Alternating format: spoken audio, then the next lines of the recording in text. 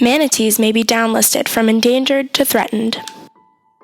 Once almost on the edge of extinction, manatees are now one of the Endangered Species Act's most famous turnaround stories, but there's still a lot more to be done to protect them. The sea cows were among the first species added to the list in 1972.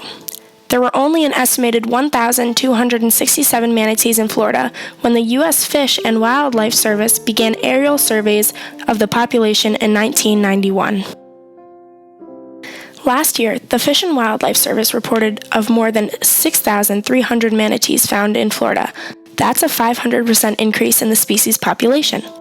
The population exploded, which led to the manatees not meeting the requirements to stay on the endangered species list.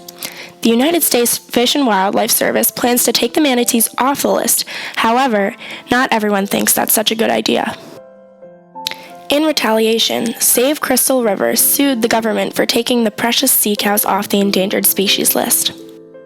Cindy Donor, the Southeast Regional Director, said in a news release, "Today's proposal of removing manatees from the endangered species list is not only about recognizing this progress, but it's also about recommitting ourselves to ensuring the manatees' long-term success and recovery."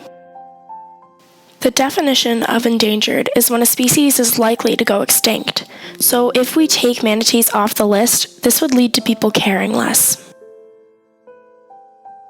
Since the species was on the extinct list, there were federal restrictions on boat speed and waterfront development in order to protect the species and reverse its decline.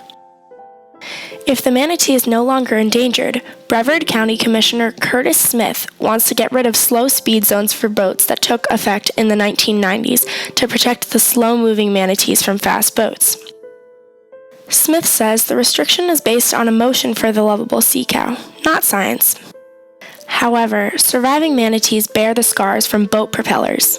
These collisions are usually from sport fishermen who tend to think the manatees are speed bumps. Tragically, last year the sport fishermen killed 86 manatees. Manatees also suffer from red tide, which is when there is a higher than normal concentration of microscopic algae in the water. In 2013, 277 manatees died from red tide. Manatees also suffer from cold weather. In 2010, 282 manatees died from weather conditions.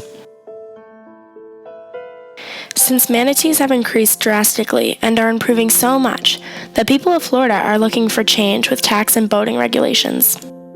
The bad news is that federal officials took so long to accept the good news about the manatees' improvement, the Pacific Legal Foundation said in a statement.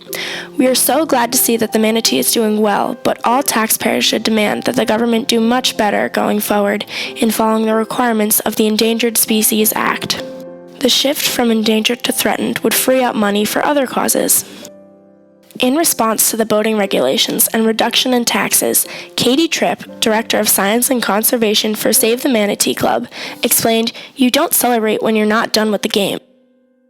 There's a lot more work to be done to safeguard the habitat and to get manatees removed from the Endangered Species Act altogether. The Act defines an endangered species as one currently in danger of extinction throughout all or a significant portion of its range. A threatened species is one that is likely to become endangered within the foreseeable future. The manatee's threats and risks are so great that we can lose up to 1,000 in one given year alone. 6,000 manatees is not enough.